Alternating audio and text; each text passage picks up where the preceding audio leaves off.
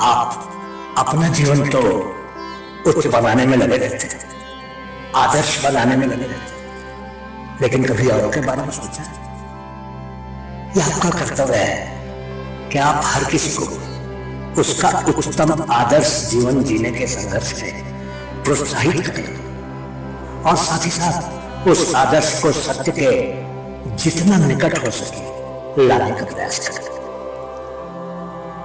एक विचार दीजिए, उस विचार को अपना जीवन बना लीजिए, उसके बारे में सोचिए, उसके सपने देखिए, उस विचार को जिया कीजिए, अपने मस्तिष्क मांसपेशियों में शरीर के हर हिस्से को उस विचार में डूब जाने दीजिए और बाकी सभी विचारों को किनारे रख दीजिए।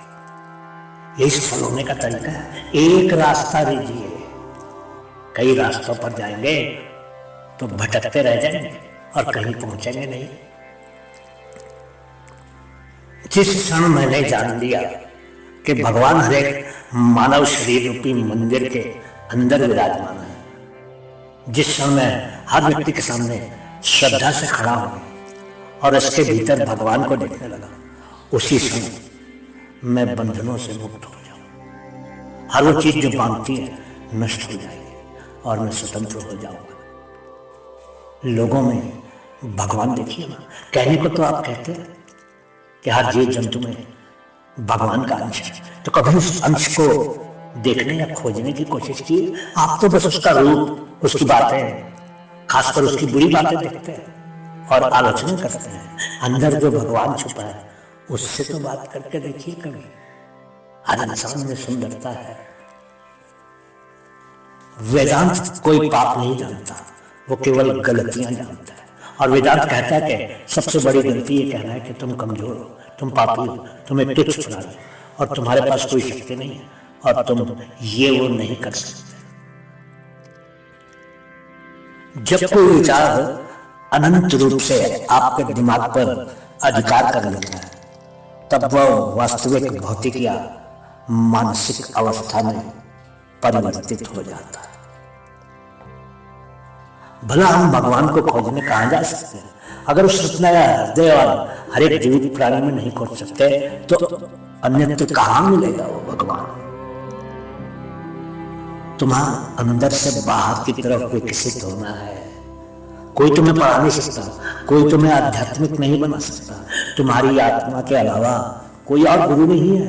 अंदर से धीरे धीरे बाहर निकलिए। दिल और दिमाग के टकराव में दिल की सुनिएगा। किसी दिन जब आपके सामने कोई समस्या ना आए तो यकीन मान लीजिए कि आप गलत रास्ते पर जा रहे हैं। सही रास्ते पर चलेंगे तो समस्या आएगी ही। गलत रास्ता आपको बड़ा अच्छा दिखेगा, साफ दिखेगा, कांटों बिना दिखेगा, लेकिन एक खाई की तरफ ले जाएगा। सही रास्ते पर कांटे दिखेंगे, पत्थर दिखेंगे, बाधाएं दिखेंगे, लेकिन आगे फूलों का बगीचा आपका इंतजार कर रहा होगा। स्वतंत्र होने का साहस कीजिए। जहां तक आपके विचार जाते हैं वहां तक जाने का साहस कीजिए और उन्हें अपने जीवन में उतारने का साहस कीजिए। डरिए मत किसी चीज से। आप बहुत अद्भुत काम कर सकते हैं।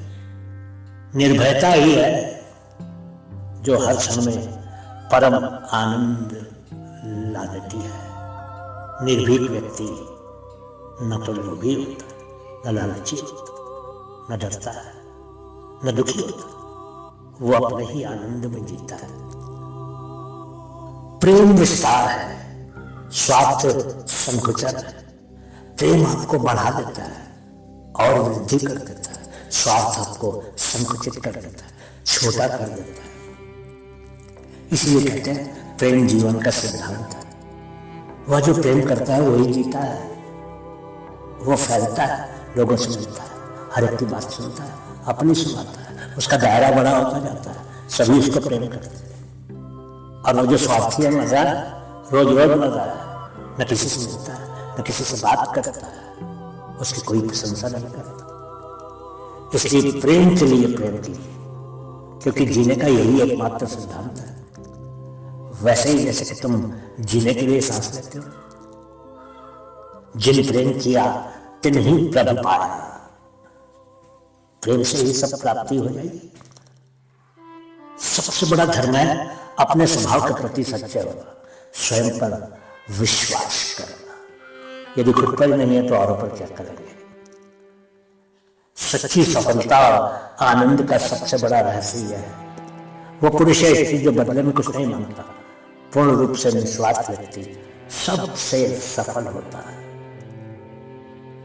जो आग हमें गर्मी देती है हमें नष्ट भी कर सकती है, लेकिन ये आग का दोष नहीं है, आपका दोष है। जीते तो बस वही लोग हैं जो दूसरों के लिए जीते हैं। अगर आपके पास शक्ति है तो आप भाग्यशाली हैं।